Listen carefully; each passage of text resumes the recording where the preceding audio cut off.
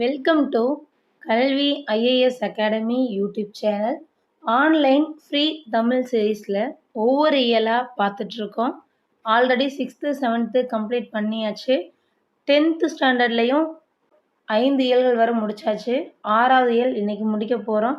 அகப்பொருள் இலக்கணம் அப்படிங்கிற சாப்டர் மட்டும்தான் இந்த இயலில் பெண்டிங் இருக்குது. ஸோ இதையும் இன்றைக்கி பார்ப்போம்.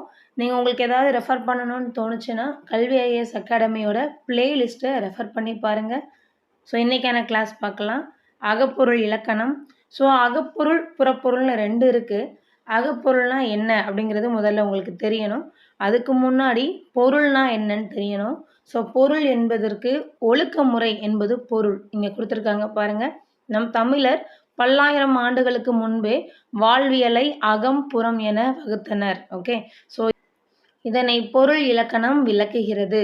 ஸோ பொருள்னு சொன்னால் ஒழுக்க முறை. இந்த ஒழுக்கத்தை நம்ம 2ஆக பிரிக்கிறோம், அகப்பொருள் புறப்பொருள். அன்புடைய தலைவன் தலைவி இடையிலான உறவு நிலைகளை கூறுவது அகத்திணை. ஓகே, ஸோ அதாவது இன்னும் ஷார்ட்டாக ஞாபகம் வச்சுக்கிறணும் அப்படின்னா, மனசுக்குள்ளே இருக்கிற விஷயங்களை பற்றி பேசுகிறது அகத்திணை. வெளியே யாருனாலும் அந்த விஷயத்தை பார்த்து தெரிஞ்சுக்கலாம் அப்படின்னு நினைக்கிறது புறத்திணை.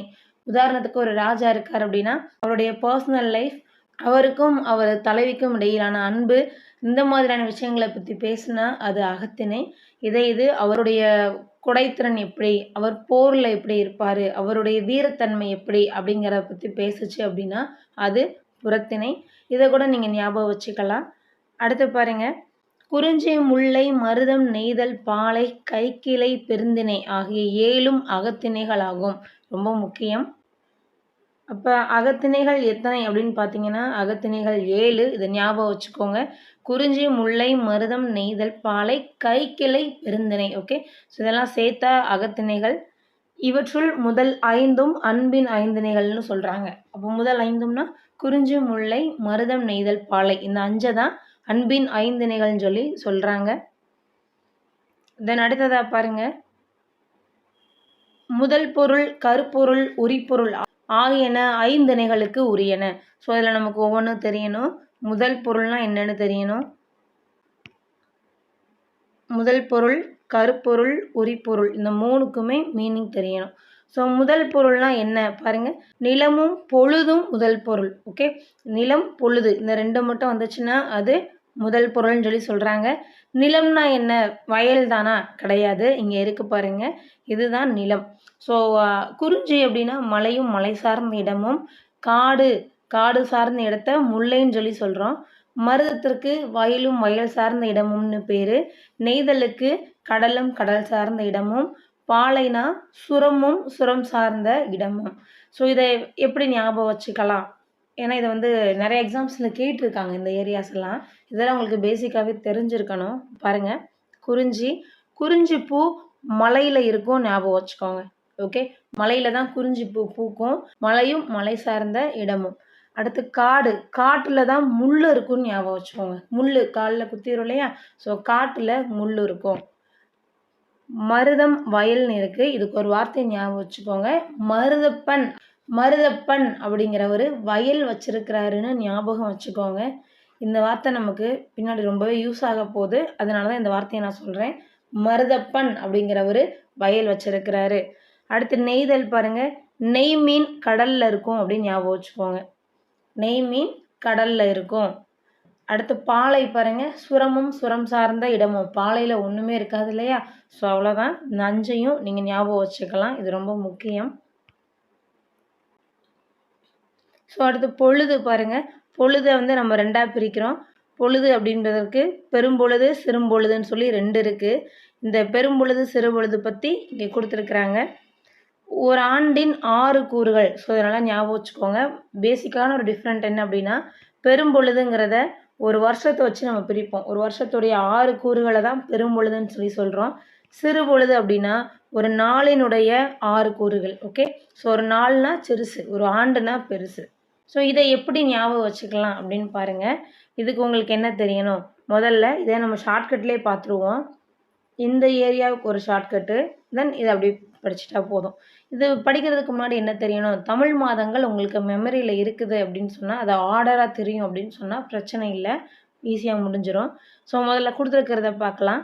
கார்காலம் ஆவணி புரட்டாசி, குளிர்காலம் ஐப்பசி கார்த்திகை, முன்பனிக்காலம் மார்கழி தை, பின்பனிக்காலம் மாசி பங்குனி, இளவேநீர் காலம் சித்திரை வைகாசி, முதுவேநீர் காலம் ஆனி ஆடி. இந்த ஏரியாவில் இருந்தும் நிறையா தடவை கொஷின்ஸ் வந்திருக்கு. நீங்கள் ப்ரீவியஸ் இயர் கொஷின்லாம் பார்த்துருக்கீங்க அப்படின்னா உங்களுக்கு தெரிஞ்சிருக்கும். இது ரொம்ப முக்கியம். ஸோ கார்காலத்தை எப்படி ஞாபகம் வச்சுக்கலாம்? கார் இந்த வார்த்தையை மட்டும் எடுத்துக்கோங்க. குளிர், முன்பனி, பின்பனி, இளவேநீர், முதுவேநீர், இதை மட்டும் ஞாபகம் வச்சுக்கலாம். ஸோ ஷார்ட்கட் என்ன அப்படின்னா, ஒரு காரில் போகிறோம், அந்த காரில் போகும்போது குளிர் அடிக்குது. ஓகே, ஏன்னா காரில் ஏசி போட்டிருப்பாங்க இல்லையா? ஸோ அந்த காரில் போகும்போது குளிர் அடிக்குது. முன்னாடி இருந்து குளிர் பின்னாடி வரைக்கும் போகுது. ஸோ ஏசி ஃப்ரண்ட்டில் இருக்குது, அந்த முன்னாடி இருந்து குளிர் பின்னாடி வரைக்கும் போகுது.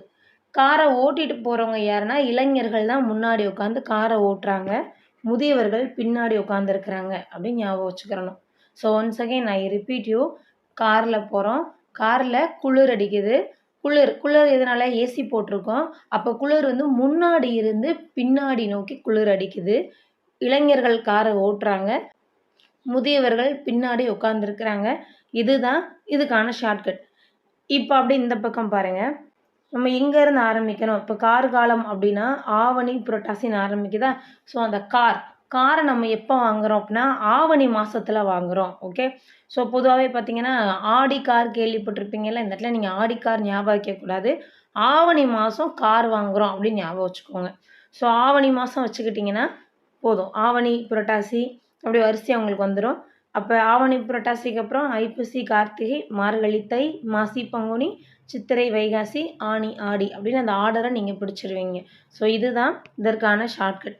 இல்லை எனக்கு ஆவணி புரட்டாசி ஞாபகம் வைக்க முடியலன்னா இந்த சித்திரை இங்கே இருக்க பாருங்கள், இது அப்படி ஞாபகம் வச்சுக்கோங்க. இளைஞர்கள் கார் ஓட்டும்போது என்ன பண்ணுவாங்க? முதியவர்கள் ஏதாவது சொல்லிக்கிட்டே இருப்பாங்க, பார்த்து ஓட்டு அப்படி இப்படின்னு. ஸோ இளைஞர்களுக்கு தான் சித்திரவதை அப்படின்னு ஞாபகம் வச்சுக்கோங்க. இளைஞர்களுக்கு சித்திரவதை அப்படி எழுதினா கூட நீங்கள் ஞாபகமாக போட்டுருவீங்க. சித்திரை வைகாசி அப்படியே கீழே ஞாபகம் வைக்கணும். சித்திரை வைகாசி, ஆனி ஆடி, ஆவணி புரட்டாசி, ஐப்பசி கார்த்திகை, மார்கழி தை, மாசி பங்குனி.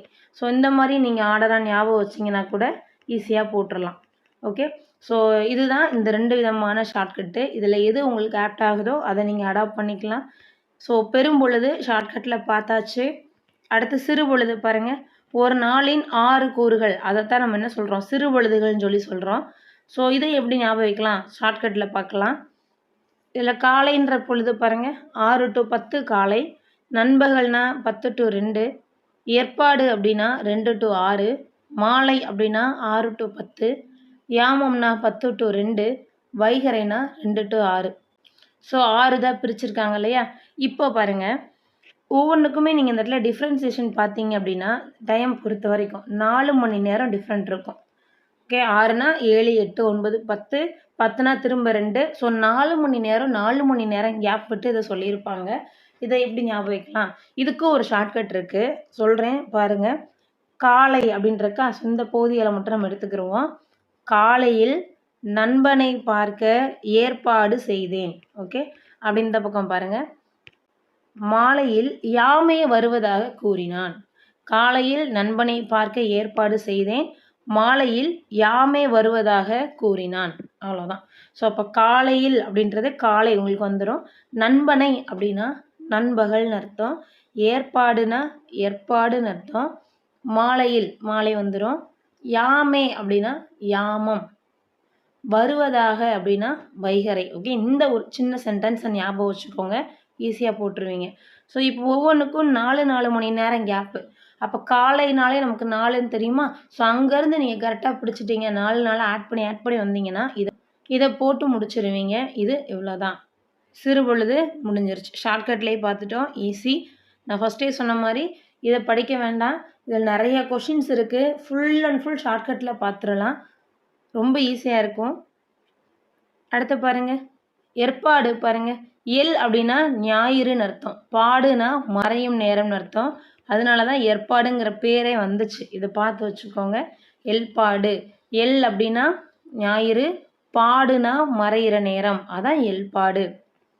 அடுத்து பாருங்கள், ஒவ்வொரு நிலத்திற்குமே பெரும்பொழுது சிறுபொழுது ஒன்று போல வருமா? வராது. இது ரொம்ப முக்கியம். ஸ்டேட்மெண்ட் மாரி குடுத்து கேட்டாங்கன்னா, உங்களுக்கு ஞாபகம் வைக்கணும். ஒவ்வொரு நிலத்திற்குமே பெரும்பொழுது, சிறுபொழுதுங்கிறது ஒரே மாதிரி வராது. ஓகே. அடுத்து பாருங்க, திணையும் பொழுதும் பாருங்க. இதில எப்படி ஞாபகம் வைக்கலாம் அப்படின்னா, முதல்ல இந்த திணைகள ஃபுல்லா ஞாபகம் வச்சுக்கோங்க. இது ஆர்டரா தான் இருக்கும். ஆனா உங்களுக்கு பெருசா டிஃபிகல்ட்டி இங்க இருக்காது. அப்ப பெரும்பொழுது பாருங்க. இந்த பெரும்பொழுதுல தான் கொஞ்சம் டிஃப்ரெண்ட்டா இருக்கு. சரி பார்க்கலாம். அடுத்து சிறுபொழுது பாருங்க. சிறுபொழுதுக்கு ஒரு ஷார்ட்கட் இருக்கு. முதல்ல சிறுபொழுதுக்கான ஷார்ட்கட்ட பார்த்துருவோம். யாருக்கு மாலை வைத்து என்ன நன்மை? அப்படிங்கிறத ஞாபகம் வச்சுக்கோங்க. யாருக்கு மாலை வைத்து என்ன நன்மை? யாருக்குன்னா யாமம், மாலை மாலை வந்துரும். வைத்துனா வைகறை, என்னன்னா ஏற்பாடு, நன்மைனா நண்பகல். அவ்வளோதான். யாருக்கு மாலை வைத்து என்ன நன்மை? ஸோ இப்போ பெரும்பொழுது பார்க்கலாம். குறிஞ்சிக்கு பார்த்தீங்கன்னா, குளிர்காலமும், முன்பனிக்காலமும் வருது. ஸோ அப்ப குறிஞ்சிக்கு குளிர் அடிக்கும். குறிஞ்சியில ஓகே. குளிர் முன்னாடி இருந்து அடிக்கும். இவ்வளோதான் ஞாபகம் வச்சுக்க வேண்டிய ஒண்ணு. குறிஞ்சியில என்ன இருக்கும்? குளிர் அடிக்கும். குளிர் முன்னாடி இருந்து அடிக்கும். முல்லை. முல்லை எங்க இருக்கும்? காட்டு பகுதிகள்ல முள் இருக்குன்னு சொன்னோமா? ஸோ காடு அப்படின்னு ஞாபகம் வச்சுக்கலாம். கால்ல முள்ளு குத்தும். கால்னு ஞாபகம் வச்சுக்கலாம். அப்போ முல்லை, காடு, கால் இந்த மாதிரி ஞாபகம் வச்சுக்கோங்க. மருதம் பாருங்க. மருதத்துக்கும் நெய்தலுக்கும் 6 பொழுதுகளும் அப்படியே வந்துரும். ஞாபகம் வச்சுக்கலாம். மருதத்துலேயும் காலையில் 6 மணிக்கு வயக்காட்டில் வேலைக்கு போயிடுவாங்க. மருதப்பனுடைய வயலில் 6 மணிக்கு வேலை ஆரம்பிச்சிரும். நெய்தல் நிலத்துலையும் 6 மணிக்கு கடலுக்குள்ளே போயிடுவாங்க அப்படின்னு ஞாபகம் வச்சுக்கலாம். பாலை பாருங்க. இது வரைக்கும் பார்த்ததுல இல்லாதது எல்லாமே பாலையில் தான் இருக்கும். ஸோ அப்போ நீங்கள் முதல் 4 மட்டும் நல்லா படிச்சுக்கிட்டிங்கன்னா போதும். பாலை நிலத்தை நீங்கள் ஈஸியாக ஞாபகம் வச்சுக்கலாம். ஓகே. ஸோ அப்போ முதல் 4 இந்த 4 மட்டும்தான் உங்களுக்கு தெரியணும் ஷார்ட்கட்டோட. ஸோ பாருங்கள், குறிஞ்சி குளிர். குறிஞ்சியில் குளிர் அடிக்கும். குளிர் முன்னாடி இருந்து அடிக்கும். முல்லை காட்டில் முள் இருக்கும். காலில் குத்திரும். மருதம் மருதத்துலையும் நெய்தல்லையும் 6 மணிக்கு வேலை ஆரம்பிச்சிரும். ஸோ அதே மாதிரி பாலைனா இதில் வர்றது இந்த இதில் இல்லாதது எல்லாமே பாலையில் வரும். அவ்வளோதான்.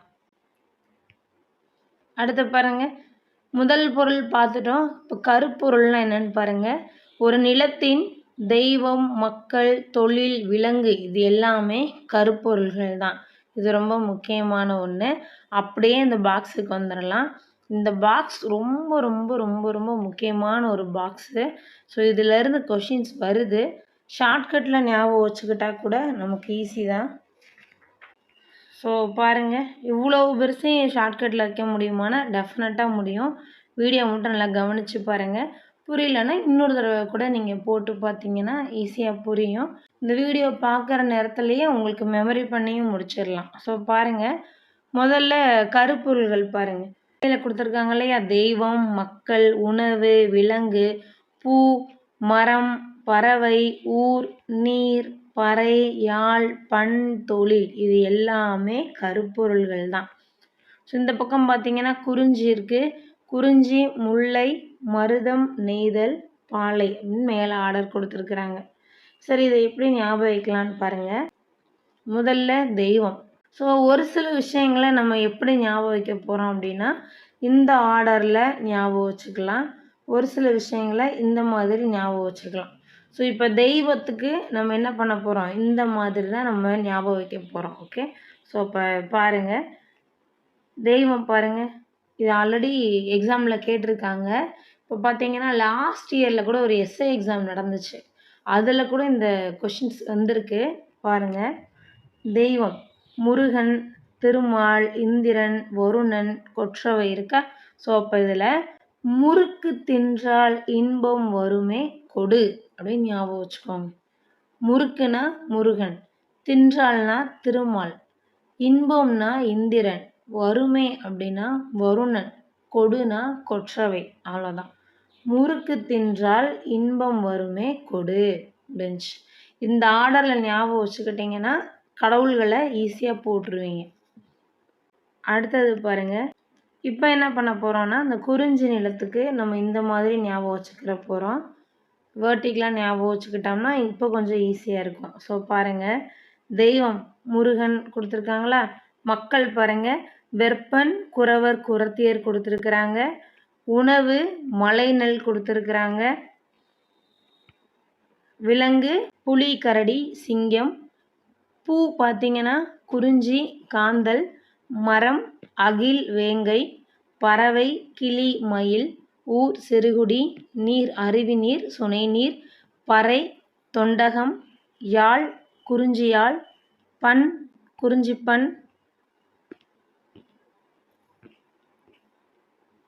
குறிஞ்சிப்பண். தொழில் தேனெடுத்தல், கிழங்கு அகழ்தல். ஸோ இது எல்லாத்தையுமே நம்ம ஞாபகம் வைக்கணும்னா நமக்கு ஒரே ஒரு விஷயம் ஞாபகம் வரணும். கும்கின்னு ஒரு படம் வந்துச்சு, பார்த்துருப்பீங்கன்னு நினைக்கிறேன். அந்த கும்கி படத்தில் வரக்கூடிய சீன்ஸை நீங்கள் ஞாபகம் வச்சுக்கிட்டிங்கன்னா இந்த குறிஞ்சி நிலத்தையும் நம்ம ஃபுல்லாக முடிச்சிடலாம். ஸோ இப்போ பார்த்தீங்கன்னா குறிஞ்சியில் அந்த ஹீரோயினை காட்டும் போதே பார்த்தீங்கன்னா குறவர் குறத்தி மாதிரி தான் அவங்களோட இது இருக்கும், அந்த மாதிரி தான் காட்டியிருப்பாங்க. ஸோ அப்போ குறிஞ்சி மக்கள், குறவர் குறத்தியர் ஞாபகம் வந்துடும். அதே மாதிரி ஒரு ஸ்வாயிங் ஸ்வாயிங்னு ஒரு பாட்டு இருந்துச்சு அந்த படத்தில். அதில் பார்த்தீங்கன்னா நெல் இருக்கிற மாதிரியான சீனரிஸ் அதில் காட்டுவாங்க. ஸோ அப்போ குறிஞ்சியை நம்ம என்னவா ஞாபகம் வச்சுக்கிற போகிறோம்? கும்கி அப்படிங்கிற அந்த படத்தை ஞாபகம் வச்சுக்கிற போகிறோம். குறிஞ்சியில் இது நம்ம தெய்வம் அப்படிங்கிறது நம்ம ஷார்ட்கட்டில் பார்த்துட்டோம் இல்லையா, அதை விட்டுருங்க. அந்த படத்தில் இருக்கிறவங்க குறவர் குறத்தியர் மாதிரி தான் அந்த வேஷம் போட்ட மாதிரி இருப்பாங்க. உணவு நெல், ஸ்வாயிங் ஸ்வாயிங் பாட்டை ஞாபகம் வச்சுக்கோங்க. அதே மாதிரி இந்த படத்தில் ஹீரோயின் மோஸ்ட்லி சிகப்பு கலரில் வர மாதிரி தான் சீன்ஸ் எல்லாமே இருக்கும். போஸ்டர்ஸும் அந்த மாதிரி தான் ரிலீஸ் ஆச்சு. ஸோ சிகப்பு அப்படின்றத சிங்கம், புலி, கரடி இந்த வார்த்தையை வச்சு கோட் பண்ணி வச்சுக்கோங்க. சிகப்பு, சி ஃபார் சிங்கம், கா ஃபார் கரடி, பூ ஃபார் புலி. ஸோ சிகப்பு, சீனா சிங்கம், கானா கரடி, பூனா புலி. முடிஞ்சு. அடுத்து பாருங்க, பூ குறிஞ்சி, காந்தல். ஸோ இதை எப்படி ஞாபகம் வச்சுக்கலாம்னா அந்த ஹீரோயின் பார்த்தீங்கன்னா காதில் வந்து ஒரு பூ வச்சுருப்பாங்க, குறிஞ்சி பூ. காதோரம் குறிஞ்சி அப்படின்னு ஞாபகம் வச்சுக்கோங்க. காதில் ஒரு பூ இருக்கும், குறிஞ்சி பூ. மரம் பாருங்க, அகில், வேங்கை. இதை எப்படி ஞாபகம் வச்சுக்கலாம்? அந்த படம் ஃபுல்லாகவே ஹில்ஸ் ஏரியாவில் தான் காட்டியிருப்பாங்க, மலைகளில். ஹில்ஸ் இதில் பாருங்கள், ஹில்ஸ் அப்படின்னாலே அகில், ஹில் இந்த வார்த்தை வருது பார்த்தீங்களா? ஹில்ஸ் அப்படின்னு ஞாபகம் வச்சுக்கோங்க. ஹில்ஸில் தான் வேங்கை இருக்கும், அந்த மாதிரி நீங்கள் ஞாபகம் வச்சுக்கலாம். அடுத்து பாருங்கள், இந்த கிளி, மயில் இதுலேருந்துலாம் கொஷின் வர்றது ரேர் தான், ரொம்பவே ரேரு. ஸோ இதை நம்ம ஸ்கிப் பண்ணாலும் ஸ்கிப் பண்ணிக்கலாம், பிரச்சனை இல்லை. அடுத்து பாருங்கள், ஊர். அந்த ஊரோட பேர் சிறுகுடி அப்படின்னு தான் சொல்லுவாங்க அந்த கும்கி படத்தில். அதனால தான் அந்த படத்தை நான் அந்த இடத்துல சொல்கிறேன். நீர் பாருங்கள், அதே மாதிரி சீனரிஸில் ஒரு பாட்டெல்லாம் காட்டும்போது மலைக்கு மேலே அருவி நீர் ஓடும், அதுக்கு மேலே அந்த ஹீரோயின் உட்காந்துருக்கிற மாதிரி காட்டியிருப்பாங்க. ஸோ அருவி நீர், சுனை நீர் ஞாபகம் வச்சுக்கலாம். அருவி, சுனை. அடுத்து பாருங்கள், இந்த பறையவும் நம்ம இந்த மாதிரி ஞாபகம் வச்சுக்கிற போகிறோம். தெய்வத்தையும் பறைக்கும் இந்த ஆர்டரில். ஸோ பறைக்கு பாருங்கள், அப்படியே இந்த வார்த்தைகளை பாருங்கள். இதை இருக்கட்டும், நம்ம இந்த ஃபுல்லாக எல்லா பாக்ஸையும் பார்த்து முடித்த பிறகு இந்த பறைக்கான ஷார்ட்கட்ஸை பார்ப்போம், இல்லைன்னா உங்களுக்கு குழப்புற மாதிரி ஆயிரும். அடுத்தது பாருங்கள், யாழ். யாழ் பெரிய விஷயமே இல்லை. குறிஞ்சியில் குறிஞ்சியால், முல்லை முல்லையால், மருதத்தில் மருதையால். இது கொஞ்சம் டிஃப்ரெண்ட்டாக இருக்கு இல்லையா, இதான் நம்ம ரெண்டாவது பார்ப்போம். பாலையில் பாலையால். பண் அதே மாதிரி பாருங்கள், குறிஞ்சி, முல்லை, மருதம் அப்படியே வந்துடும். இந்த இடத்துல மட்டும்தான் கொஞ்சம் டிஃப்ரெண்ட்டாக இருக்கும். இது அப்படி இருக்கட்டும். சரி, இப்போ குறிஞ்சினாலே அவங்க மலையில் வாழக்கூடிய மக்கள், ஹில்ஸ், அகில் பார்த்தோமா? அப்போ அவங்களுடைய தொழில் என்னவாக இருக்கும்? தேன் எடுக்கிறது, கிழங்கு எடுக்கிறது தான் அவங்களுடைய தொழிலாக இருக்கும். ஸோ இவ்வளவு தான் இதற்கான ஷார்ட்கட்ஸ். ஓகே, ஸோ அப்போ குறிஞ்சி ஒன்ஸ் அகைன் பாருங்கள். குறிஞ்சியில் இருக்கிறவங்க உங்களுக்கு கும்கி படம், குறிஞ்சினா கும்கி ஞாபகம் வரணும். விற்பன், குறவர், குறத்தியர் இதில் என்ன வரணும் அப்படின்னா குறவர் குறத்தி மாதிரி தான் அவங்க இருப்பாங்க அப்படின்னு ஞாபகம் வச்சுக்கோங்க. அவங்களோட சீன்ஸ் அந்த மாதிரி தான் இருக்கும். வெற்பன்கிறத மட்டும் கொஞ்சம் எக்ஸ்ட்ரா பார்த்து வச்சுக்கோங்க. ஸ்வைங் ஸ்வைங் பாட்டை ஞாபகம் வச்சுக்கோங்க. மலைநெல், திணைநெல் ஞாபகம் வச்சுக்கோங்க. அதே மாதிரி காந்தல், காதோரம், குறிஞ்சி அப்படின்ற வார்த்தையை ஞாபகம் வச்சுக்கோங்க. அகில், வேங்கைக்கு ஹில்ஸ் ஞாபகம் வச்சுக்கோங்க. சிறுகுடி அவங்களுடைய ஊரோட பேர். அருவி நீர், சுனை நீர் அந்த சீனரி இப்போ நான் சொன்னதை ஞாபகம் வச்சுக்கோங்க. பறை லேட்டராக பார்க்கலாம். யாழ் அப்படின்னா அதுவும் இங்கே இருக்குது, ஒரே மாதிரி தான். பண் ஒரே மாதிரி வரும். தொழில் நமக்கு தெரிஞ்ச ஒன்று தான். அடுத்து முல்லை பாருங்கள். முல்லையில் தெய்வம் எல்லாம் கொடுத்துருக்காங்க, நம்ம பார்த்துட்டோம். மக்கள் பாருங்கள், இதுக்கு ஒரு கதை ஞாபகம் வச்சுக்கிறோம், சின்ன ஒரு கதை மாதிரி. ஒரு ஆயா இருக்காங்க, ஆயா, ஆச்சி. ஓகே. இவங்கலாம் ஒரே மாரி தான் இருப்பாங்க. இவங்க என்ன பண்றாங்கன்னா, காட்டுக்கு போறாங்க. ஏன் காட்டுக்கு போறாங்க? ஆடு, மாடுகள மேய்க்கிறதுக்காக காட்டுக்கு போறாங்க. ஓகே. இந்த இடத்துல லாஸ்ட்டா இருக்கு பாருங்க. நிறை மேய்த்தல், நிறை அப்படின்னு சொன்னாலே அது எத தான் குறிக்கும்? கால்நடைகள குறிக்கும். நிறை மேய்க்கிறதுக்காக காட்டுக்கு போறாங்க. அப்ப காட்டுக்கு போம்போது இந்த ஆயா என்ன பண்றாங்க அப்படின்னா, சாப்பிடுறதுக்காக வரகு சமைச்சு கொண்டு போயிருக்காங்க. ஏன்னா காட்டுக்கு போறவங்க ஒரு தூக்கு சட்டியில எடுத்துட்டு போவாங்க இல்லையா? அந்த வரகு அதான் சமைச்சு எடுத்துட்டு போயிருக்காங்க. போகும்போது ஆயா என்ன பார்க்குறாங்கன்னா, முயல் பார்க்குறாங்க, மான் பார்க்குறாங்க, புலி பார்க்குறாங்க. இந்த மாரி நெறைய விஷயங்கள் அந்த காட்டுல இருக்குது. ஓகே. பார்க்குறாங்க. இப்ப ஆயாவுக்கு என்ன ஆசை வந்துருச்சுன்னா, கொய்யாக்காய் சாப்பிடணும்னு ஆசை வந்துருச்சு. ஆயாக்கு கொய்யாக்காய் மேல ஒரு ஆசை. சரி சாப்பிடலான்னு சொல்லிட்டு போறாங்க. அது காட்டு பகுதி. அங்கங்க முள் கிடக்குது. ஆயா கால்ல முள்ளு குத்திருச்சு. ஓகே. அப்போ முள்ளு குத்தும்போது என்ன பண்றாங்க ஆயா அப்படின்னா, முள்ள எடுக்க ட்ரை பண்றாங்க. எடுக்க முடியல. முல்லைன்னு வருது பார்த்தீங்களா? அந்த முல்லை முல்லைக்காக தான் இந்த முள் அப்படிங்கிறத நம்ம சொல்றோம். முல்லை எடுக்க ட்ரை பண்றாங்க. எடுக்க முடியல. அப்போ அங்க ஒரு புலி வருது. அந்த புலி என்ன பண்ணிடுது? ஆயாவ அடிச்சு சாப்பிட்டுருது. இப்போ காட்டுக்கு போன ஆயா வீட்டுக்கு வந்து சேர்றாங்க. டெட் பாடியா வந்து சேர்றாங்க. அதான் பாடி சேரி. ஓகே. காட்டுக்கு போன ஆயா வீட்டுக்கு டெட் பாடியா வந்து சேர்றாங்க. அவ்வளோதான். முடிஞ்சிருச்சு. ஆயா வச்சே இந்த ஃபுல்லா முடிச்சிட்டோம். ஸோ ஒன்ஸ் அகைன் இப்ப பாருங்க. எப்படி நம்ம ரிலேட் பண்ணி பார்க்கலாம். ஆயான்னு சொன்னோமா? ஸோ ஆயா, ஆய்ச்சியர்னா பாட்டிய குறிக்கும். முள் அங்கங்க தோன்றுதுன்னு ஞாபகம் வச்சுக்கோங்க. அப்படி பார்த்தீங்கன்னா, முல்லை தோன்றினாலும் சரி, இந்த தோன்றல் இந்த 2யுமே ஞாபகம் வச்சுப்பீங்க. காட்டுல அங்கங்க முள்ளு தோன்றுது அப்படின்னு நீங்க ஞாபகம் வச்சுக்கலாம். அடுத்தது பாருங்க. காட்டுக்கு போறாங்க. அப்ப காடு ஞாபகம் வந்துரும் உங்களுக்கு. காட்டுல என்னென்ன பார்க்குறாங்க? காட்டுல கோழி பார்க்குறாங்க, மயில் பார்க்குறாங்க, அதே மாதிரி முயல் பார்க்குறாங்க, மான் பார்க்குறாங்க. அப்ப அங்க புலியும் இருக்குது. சரியா? ஆயாவுக்கு இப்ப என்ன ஆசை? கொய்யாக்காவ சாப்பிடணும்னு ஆசை வந்துருச்சு. ஸோ கொய்யாக்கா பறிக்க போறாங்க. கொய்யாக்காய் அப்படின்றது தான் அந்த மரம் கொன்றை காயா, கொய்யா மரம். ஓகே. அங்கங்க முள் தோன்றுது. ஆயா கால்ல குத்துது. புலி வருது. ஆயாவ அடிக்குது. ஏன்னா முள்ளு குத்துறனால ஆயாவால ஓட முடியாது. ஸோ புலி ஆயாவ அடிச்சிருச்சு. காட்டுக்கு போன ஆயா என்ன பண்றாங்க? டெட் பாடியா வந்து சேர்றாங்க. ஆயா சாப்பிட என்ன எடுத்துட்டு போனாங்க? வரகு சமைச்சு எடுத்துட்டு போறாங்க. அப்போ வரகு சாமை உங்களுக்கு ஞாபகம் வந்துரும். அவ்வளோதான். ஸோ அப்ப காட்டுக்கு போன ஆயா இப்ப டெட் பாடியா வீட்டுக்கு வந்து சேர்றாங்க. ஓகே. இத ஞாபகம் வச்சுக்கிட்டீங்கன்னா, இதுவும் முடிஞ்சிருச்சு. அவ்வளோதான். அடுத்து கடைசி பாருங்க. ஏறு தழுவுதல், நிறை மேய்த்தல் 2மே மாடு சம்மந்தப்பட்ட ஒண்ணா? ஏறு தழுவுதல்னாலும், நிறை மேய்த்தல்னாலும் ஸோ ஏறு தழுவுதல் ஜல்லிக்கட்ட தான் இங்க குறிக்குது. நிறை மேய்த்தல் ஆடு, மாடுகள மேய்க்கிறத குறிக்குது. அடுத்தது பாருங்க. இதே மாதிரி அடுத்த ஷார்ட்கட் பார்க்கலாம். மருதம், மருதப்பன். ஸோ அப்போ நான் உங்களுக்கு ஃபர்ஸ்ட்டே ஒண்ணு சொன்னேன். மருதப்பன்கிறவரு வயல் வச்சிருக்கிறாருன்னு ஒண்ணு சொன்னேன். அப்ப இங்க மருதத்த மருதப்பன் அப்படின்னு இங்கே நீங்க ஞாபகம் வச்சுக்கிறணும். அப்படியே அடிச்சுட்டு மருதப்பன்னு கூட எழுதி வச்சுக்கோங்க.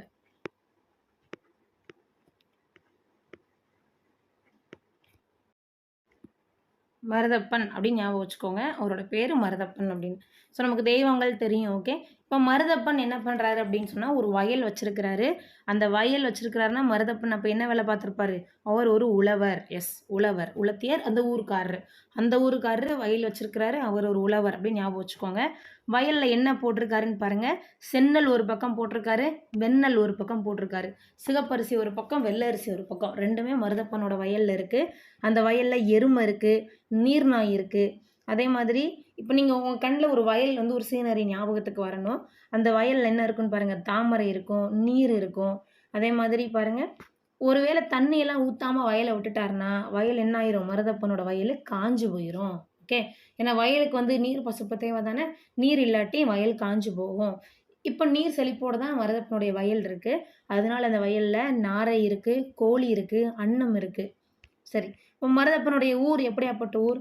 பேர் போன ஒரு ஊரு, முதுமையான ஒரு ஊரு, மருதப்பனுடைய ஊரு. இந்த காலத்துல பார்த்தீங்கன்னா, நீங்க அதிகமா வந்து வயல்வெளிகள பார்க்க முடியறதில்ல. ஆனா, முன்னாடி ஒரு காலத்துல நம்ம ஸ்கூல் படிச்ச காலகட்டத்துலலாம் அதிகமான வயல்கள பார்த்துருப்பீங்க. இப்போ வர்றவங்களுக்கு அந்த வயல்வெளிகள்ன்றதே சரியா தெரியறது கிடையாது. அப்போ அந்த முதுமையான ஊர்ல தான் அந்த வயல் இருக்கு. பேர் போன ஊருன்னு ஞாபகம் வச்சுக்கோங்க. இப்போ மருதப்பனுடைய வயலுக்கு பக்கத்துல தான் அவருடைய வீடு இருக்கு. அங்க ஒரு கிணறு இருக்கு. அங்க பொய்கை தண்ணி எப்பவுமே வந்துகிட்டு இருக்கு ஞாபகம் வச்சுக்கோங்க. ஓகே. மருதப்பனுடைய வீட்டுக்கிட்ட தான் மனைனா வீடு. வீட்டுக்கிட்ட ஒரு கிணறு இருக்கு. இந்த இடத்துல பொய்கை தண்ணி இருக்கு. இந்த இடத்துல உங்களுக்கு ஒண்ணு எக்ஸ்ட்ரா ஒண்ணு சொல்லணும். என்ன அப்படின்னா, இந்த இடத்துல மனை கிணறு இருக்கு. இந்த இடத்துல மணற் கிணறு இருக்கு பார்த்தீங்களா? இது அப்படியே அது பக்கத்து போர்ஷன். அதில் மலர்கிணறுன்னு இருக்குது. ஸோ 2யும் நீங்கள் புரிஞ்சு படிக்க வேண்டியது இங்கே ரொம்ப அவசியம். ஸோ அடுத்து பார்க்கலாம் பாருங்கள். நெல்லை எங்கே யூஸ் பண்ணுவாங்க? திருமணங்களில் யூஸ் பண்ணுவாங்க. அதான் மணமுலா நெல்லரியினை. ஓகே, திருமணங்களில் நெல்லை யூஸ் பண்ணுறாங்க அப்படின்னு ஞாபகம் வச்சுக்கோங்க. மருதப்பன் மருதப்பன் இதுக்காக தான் நான் வந்து மருதப்பன்கிற பேரை சொன்னேன். ஸோ மருதப்பன் மருதையால் போட்டுருவீங்க. அவருடைய வேலை நெல் தான், நெல் எடுக்கிறது தான், நெல் வயலில் களை இருக்கும், முடிஞ்சுச்சு. ஸோ இதுதான் மருதப்பனுடைய வேலைகளாகவும் இருக்கும். ஸோ இப்போ நம்ம பார்த்தது ஞாபகம் இருக்குதுன்னு நினைக்கிறேன். ஸோ ஒன்ஸ் அகேன் நம்ம அதை பார்க்கலாம், எப்படிலாம் ஷார்ட்கட்ஸ் வச்சுருந்தோன்றதை பாருங்கள். மருதப்பன்னு ஞாபகம் வைக்க சொன்னோம்.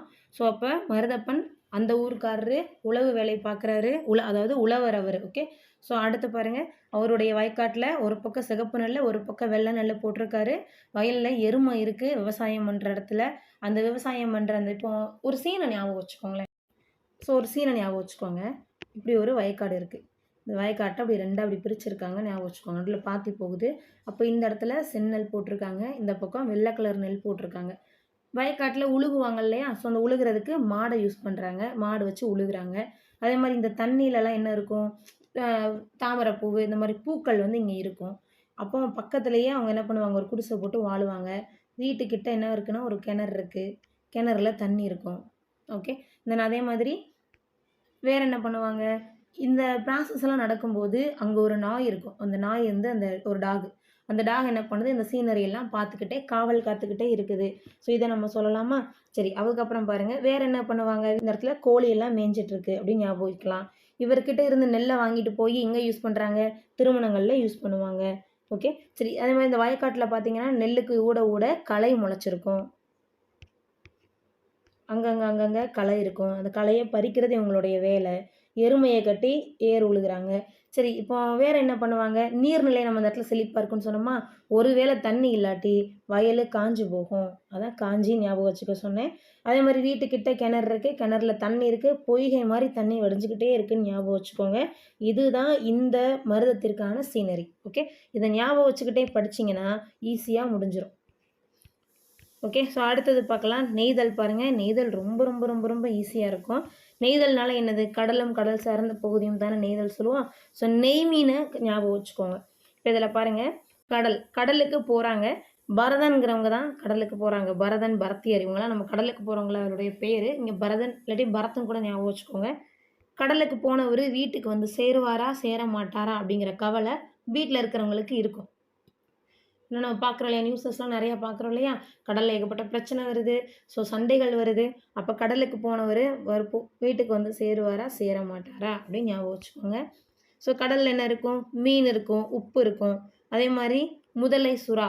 இந்த முதலை, சுறாலாம் கடலில் இருக்காது. சுறா மீன் இருக்கும், முதலை இருக்காது. ஸோ நம்ம இந்த இடத்துல முதலையும் சேர்த்து ஞாபகம் வச்சுக்க வேண்டியதாக இருக்குது. முதலை, சுறா. அடுத்து பாருங்கள், இந்த இந்த இடத்துல பாருங்கள். ஸோ இந்த இடத்துல பாருங்கள், தாளை, நெய்தல். இதை எப்படி ஞாபகம் வச்சுக்கலான்னு பாருங்கள்.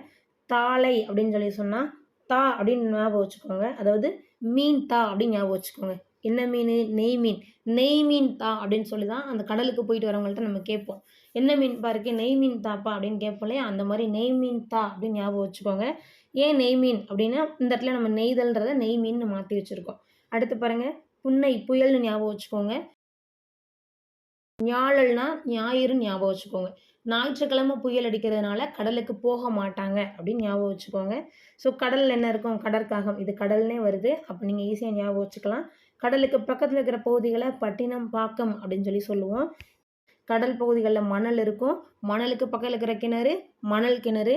அதே மாதிரி ஊர்னா உப்பு, ஊர்களி. ஓகே, அடுத்து பாருங்கள், கடலில் மீன் இருக்கும். இதை நீங்கள் ஈஸியாக ஞாபகம் வச்சுக்கிருவீங்க.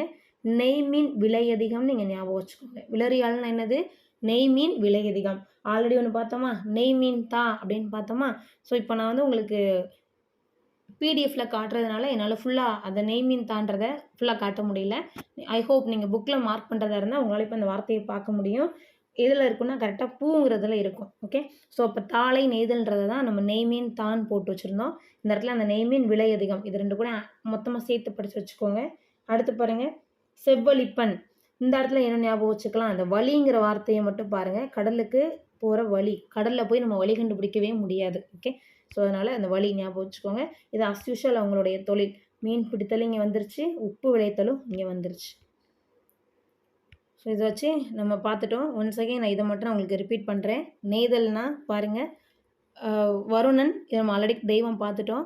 இதில் பாருங்கள் பரதன், பரத்தியர். ஸோ பரத்துங்கிறவர் கூட கடலுக்கு போகிறாரு, நீங்கள் ஞாபகம் வைக்கலாம். கடலுக்கு போனவன் வந்து சேருவானா சேர மாட்டானா அதை ஞாபகம் வச்சுக்கோங்க. உப்பு மீன்லாம் கடலில் கிடைக்கும், சுறா கடலில் இருக்கும், முதல்ல இருக்காது, பட் இங்கே நம்ம ஞாபகம் வச்சுக்க வேண்டியது. தாளை நெய்தல்னா என்னது, நெய் மீன் தான் அர்த்தம். ஞாயிற்றுக்கிழமை புயல் அடிக்கும், அதனால கடலுக்கு போக மாட்டாங்க அப்படின்னு ஞாபகம் வச்சுக்கோங்க. கடல் காகம் அப்படின்னு என்ன அர்த்தம், கடல்னு வருது இல்லையா, ஸோ அப்போ நீங்கள் ரிலேட் பண்ணிக்கலாம். கடலுக்கு பக்கத்தில் இருக்கிற பகுதிகளை பட்டினம் பாக்கம்னு சொல்லுவோம். மணல் கிணறு உவர்களி. ஸோ மணல் கிணறுனா மணல் அதிகமாக இருக்கக்கூடிய அந்த பகுதி, அங்கே தான் மணல் இருக்கும். மனை கிணறு வேற, மணல் கிணறு வேற. உவர்களி பாருங்க, உவர்னா உப்பு. மீன் கோட்பறைனா இங்கே மீன் வந்துருச்சு. நெய் மீன் விலை அதிகம், கடலுக்கு போனால் வழி கண்டுபிடிக்க முடியாது, அவ்வளோதான். ஸோ லாஸ்ட்டாக பாலை. பாலை பாருங்கள், பாலைனால என்ன பண்ணணும், முதல்ல அந்த நிலத்துக்கான நேச்சரை பாருங்கள். பாலை நிலத்தில் அதிகமான செல்வங்கள் இருக்காது, அப்போ அங்கே ராபரி அதிகம். ஓகே, திருட்டு சம்மந்தப்பட்ட வேலைகள் அங்கே இருக்கும். பாலை நிலத்தின் தெய்வம் யார், கொற்றவை. முறுக்கு தின்றால் இன்பம் வருமே, கொடு, கொடுஃபார் கொற்றவை ஞாபகம் வச்சுப்பீங்க. மக்கள் பாருங்கள், எயினர் எயிற்றியர், வேறு டிஃப்ரெண்ட்டாக இருக்குது பார்த்தீங்களா. சரி, இங்கே என்ன பண்ணுறாங்க, ராபரி நடக்கும், சூறை ஆடுதலால் வரும் பொருள் அதான் இவங்கள்ட்ட இருக்குது. ஸோ இப்போ இதில் பார்த்தீங்கன்னா திருடிட்டு வர்றவன் எப்படி இருப்பான் அப்படின்னா, அவனுக்கு சாப்பாடும் இருக்காது, ஒன்றும் இருக்காது, வலி இழந்த யானை மாதிரி இருப்பான். அவனை பார்க்கவே வந்து கொஞ்சம் ஸ்ட்ராங்காக இல்லாத மாதிரி இருப்பான் அப்படின்னு ஞாபகம் வச்சுக்கோங்க. வலி இழந்த யானையை வலு இழந்த யானைன்ற மாதிரி ஞாபகம் வச்சுக்கோங்க. அவன் பார்க்க தான் பல்க்கு, ஏன்னா அவன்கிட்ட சாப்பாடும் இல்லை, திருடிட்டு தான் வரான், பெருசாக ஸ்ட்ராங்காக இருக்க மாட்டான் அப்படின்னு இங்கே ஞாபகம் வச்சுக்கோங்க. கான்செப்டுக்காக கிடையாது, ஷார்ட்கட்டுக்காக. தென் அடுத்து இங்கே பாருங்கள், இது நம்ம என்ன ஞாபகம் வச்சுக்கலான்னா, பாலை நிலத்தில் திருட்டு நடக்குது, ஒருத்தர்கிட்ட போய் ஒரு பொருளை பிடுங்கிட்டு வர்றான். பொருளை பறி கொடுத்தவர் சும்மா இருக்க மாட்டார், இவனை துரத்திக்கிட்டே வர்றாரு. துரத்திக்கிட்டே வந்து என்ன பண்ணுறாரு, என்னடா என்கிட்ட என்னை குறும்பு பண்ணுறேன்னு சொல்லி அவனை பஞ்ச் பண்ணிடுறாரு, அவனை குத்துன்னு குத்திடுறாரு. குத்துன உடனே இவன் என்ன பண்ணுறான், வலியில் துடிச்சு அங்கே விழுந்துடுறான். இப்போ விழுந்த உடனே அவனுக்கு என்ன ஆகிக்கிறதான், இழுத்துக்கிறது ஒரு பக்கம், அவர் அடித்த அடியில். ஏன்னா இவன் தான் யார், வலியிலேருந்த யானை மாதிரில இருக்கிறான். ஸோ இப்போ அவர் என்ன பண்ணிடுறாரு, அவன்கிட்ட இருந்த பொருளை பிடுங்கிட்டு போகிறாரு, பொருளை கொடுக்க மாட்டேங்கிறான். குறப்பொருளும் பாதி பொருளுமா அவர் கையில் போகுது, கிடச்ச வரைக்கும் போகுதுன்னு அவர் வாங்கிட்டு போயிடுறாரு. இப்போ இவனால் எந்திரிக்க முடியாமல் படுத்து கிடக்கிறான், அப்படியே செத்து போயிடுறான். இப்போ இவனுடைய உடம்பை சாப்பிட்றதுக்கு அங்கேருந்து பருந்து எல்லாம் வருது, வந்து சாப்பிடுது. இப்போது பாலை நிலத்தில் பார்த்தீங்கன்னா தண்ணியும் இல்லை, ஒன்றும் இல்லை, அவ்வளோதான் முடிஞ்சு. இப்போ நான் சொன்ன கதையை இப்போ நம்ம ஷூட் பண்ணி பார்க்க போகிறோம் பாருங்கள். ஸோ என்ன சொன்னோம், பாலை நிலத்தில் ராபரி நடக்குதுன்னு சொன்னோமா, அதான் சூறை ஆடுறதுனால திருடுறதுனால ஒரு பொருள் வருது. ஸோ இப்போ அடுத்து என்ன பண்ணோம், பொருளை பறி கொடுத்துருக்கிறாரு ஒருத்தர், அதாவது வழிப்பறி, இதையும் கூட நீங்கள் ஞாபகம் வச்சுக்கலாம்.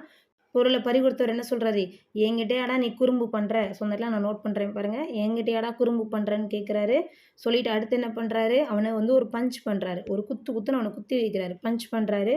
இப்போ அவன் என்ன பண்ணுறான், வழியில் துடிச்சு போயிடுறான். துடிங்கிறது இங்கே துடிச்சு, வழியில் துடிச்சு போயிடுறான்.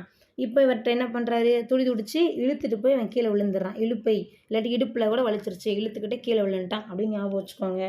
இப்போ அவர் என்ன பண்ணுறாரு, அவங்கிட்டேருந்து அவர் பறி கொடுத்த பொருளை பிடுங்க ட்ரை பண்ணுறாரு. அந்த பொருள் குறப்பொருளும் பாதி பொருளுமா அவரோட கையில் வந்து சேருது. குறப்பொருள் பாதி பொருள்னு ஞாபகம் வச்சுக்கோங்க. அந்த மாதிரி தான் அவன் கையில் போய் சேருது. இப்போ இவர் என்ன பண்ணுறாரு, இவனை அடித்து போட்டுட்டு அங்கேருந்து கிளம்பி போயிடுறாரு. இவனால் எந்திரிக்க முடியாமல் இருக்கிறான். அப்போ அந்த இடத்துல பருந்து மாதிரியான பறவைகள் வருது, அவனை கொத்தி சாப்பிட்ருது. ஸோ இதோட முடிஞ்சிருச்சு. நான் அதுக்கப்புறம் அங்கே என்ன ஆகுது அப்படின்னா, பாலை நிலத்தில் சுனையில் தண்ணி இருக்காது, கிணத்துல தண்ணி இருக்காது, வற்றி போய் தான் இருக்கும். ஓகே, அவ்வளோதான். ஸோ இதை வச்சு நம்ம எல்லாத்தையும் முடிச்சிட்டோம். புறப்பொருள் பாதி பொருள் அப்படின்னு ஞாபகம் வச்சுக்கோங்க. தென் அடுத்தது பாருங்கள், அடுத்த வழிப்பறி நிறை கவர்தல், இது எல்லாமே அங்கே தான் நடக்கும். ஸோ நெகட்டிவாக நடக்கிற மோஸ்ட் ஆஃப் த விஷயங்கள் பாலை நிலத்தில் தான் நடக்கும். ஸோ இதோட இந்த பாக்ஸில் இருக்கக்கூடிய எல்லாமே முடிஞ்சிருச்சு. வேறு என்ன அப்படின்னா, ஸோ இதில் நம்ம லாஸ்ட்டாக பார்க்க வேண்டியது இந்த பறைன்னு ஒரு விஷயம் இருக்கு இல்லையா, இதை நான் உங்களுக்கு சொன்னேன், நான் கடைசி இந்த பாக்ஸ் முடியும் போது சொல்கிறேன்னு சொன்னேன். ஸோ இந்த பறை பார்க்கலாம். பறை பாருங்கள், இதுக்கு என்ன ஷார்ட்கட்னு பார்க்கலாம். தொண்டையில் ஏறிய நெல் மீன் போல் துடித்தது. ஓகே, ஸோ தொண்டையில் வந்து முள்ளு தானே இருக்கும். ஸோ அந்த இடத்துல நெல் ஞாபகம் வச்சுக்கோங்க. முள்ளு ஞாபகம் வச்சா பிரச்சனை இல்லை, நெல்லுனாலும் பிரச்சனை இல்லை. தொண்டையில் ஏறிய நெல் மீன் போல் துடித்தது அப்படின்னு ஞாபகம் வச்சுக்கிட்டிங்கன்னா பறை முடிஞ்சிடும். ஓகே, தொண்டையில் ஏறிய நெல் மீன் போல் துடித்தது. ஸோ இன்றைக்கி பார்த்தது உங்களுக்கு ரொம்ப ஈஸியாக புரிஞ்சிருக்கும்னு நான் நினைக்கிறேன். புரியலைன்னா இன்னொரு தடவை கூட வீடியோ போட்டு பாருங்கள், ஈஸியாக இருக்கும். அதே மாதிரி ஷார்ட்கட்ஸை மட்டும் ஞாபகம் வச்சுக்கோங்க. ரிப்பீட்டடாக அந்த ஷார்ட்கட்ஸை மட்டும் மெமரி பண்ணி பாருங்கள். ரொம்பவே ஈஸியாக யூஸ்ஃபுல்லாக இருக்கும். Thank you and thanks for வாட்சிங்.